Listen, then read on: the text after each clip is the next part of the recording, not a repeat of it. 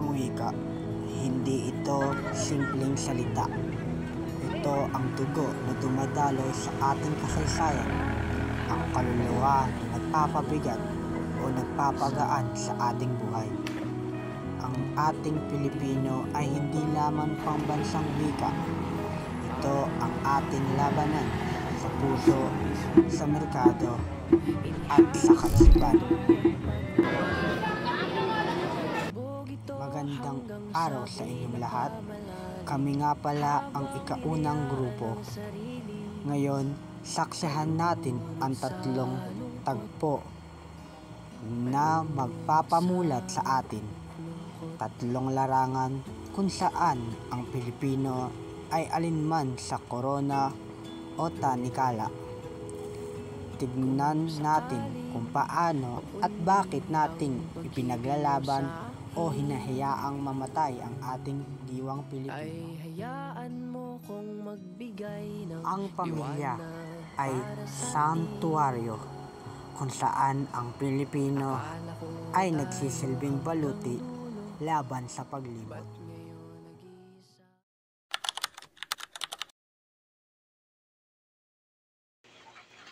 Grabe, pagod. Sabi ko araw na to. Sabi ginawa.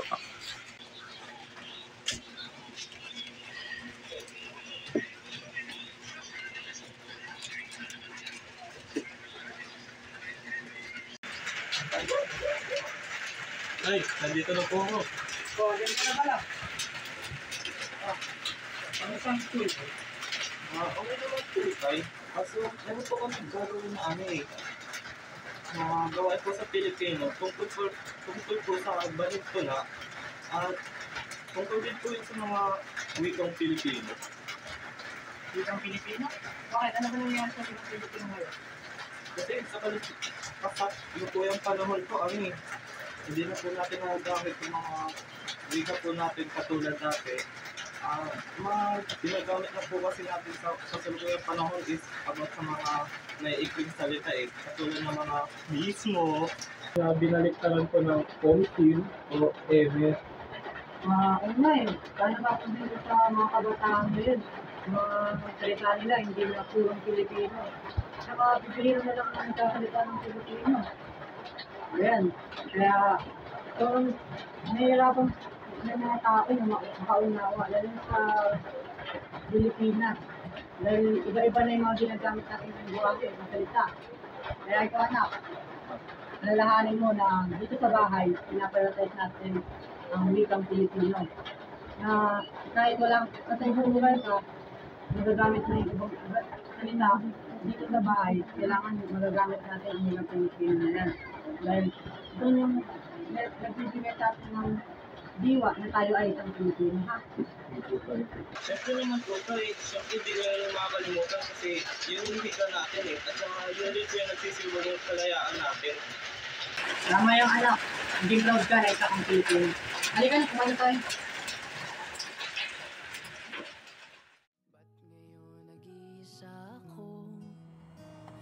Dumako naman tayo sa trabaho.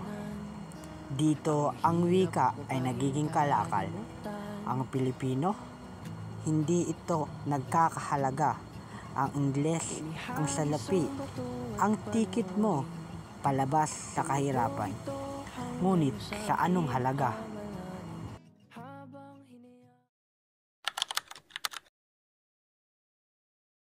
Thank you for calling Connect Global. This is Mark. How can I help you? Hello, Mark. My account has been charged twice. I need the immediate reversal. This is highly irregular. I'm losing patience. I apologize for the inconvenience, Mr. Kyle. Let me check.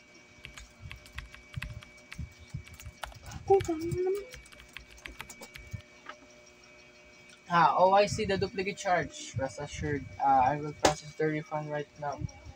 Please allow 3 to 5 business days. 3 to 5 days?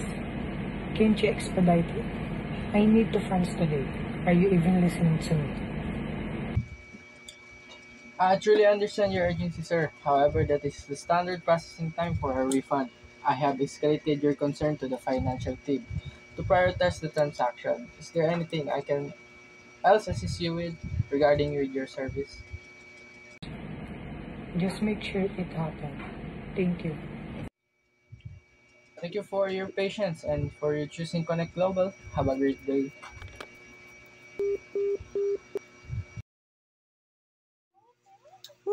Nakakapagod.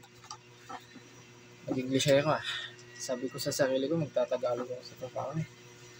Pero ni isang po at opo, hindi ko nagamit. Nice. Next call. Here we go. Base sa skit na inyong nakita, ang trabaho kung saan ang iyong pagkatao ay binibili at ang Pilipino ay tinatanggal sa resume mo.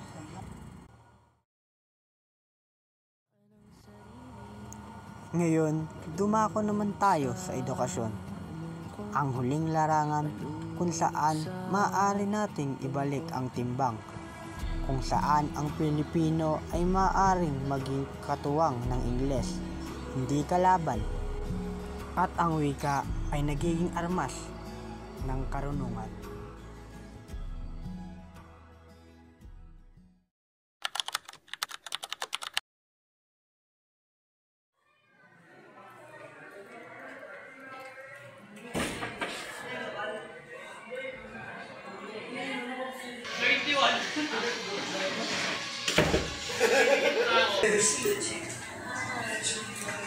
Good afternoon, Rob. Regarding our term paper po, we decided to write about the influence of K-pop on Filipino youth culture. Okay po ba yung topic?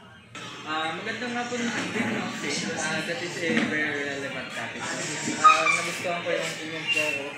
Pero para sa akin, bigyan niyo pala ng perfect espasyo ang English at Filipino. Yes po, we plan to use English for the technical parts, but for the actual survey responses, we definitely go to in all Filipino para mas effective. Eksakto, Shane. Ganyan lang gusto kong makita. Mas bibigyan natin ng patunay ng Filipino at English ay pwede samahan. Hindi lang siya puro tungkol sa K-pop. Ang wika. Sa pamilya, ito ang lupang tinubuan. Sa trabaho, ito ang pagkakanulo para sa kapakinabangan. At sa edukasyon, ito ang tanging pag-asa upang maging buong muli. Hindi lang ito usapin ng paggamit, ito ay usapin ng pagpili. Tayo bilang Pilipino ay nasa gitna ng digmaang ito. Saan mo ipwesto ang iyong wika? Saan mo itatago ang iyong diwa? Ikaw, kailan ka huling nagsalita ng Pilipino ng buong puso?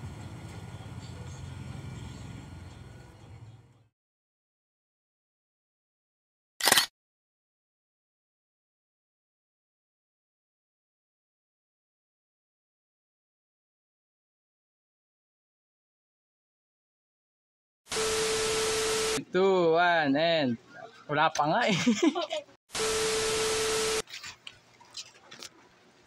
So pa nga, nasanggi mo ako. Mismo.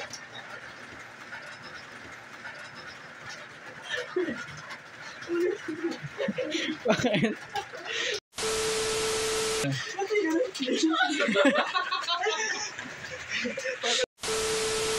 Pegi. Out of nowhere.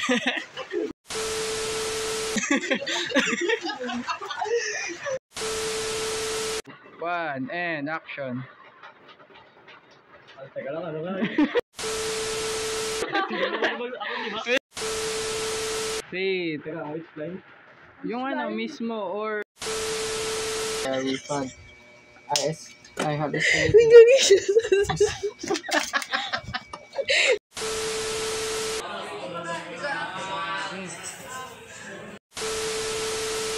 ano ginagawa niyo dyan? Uy!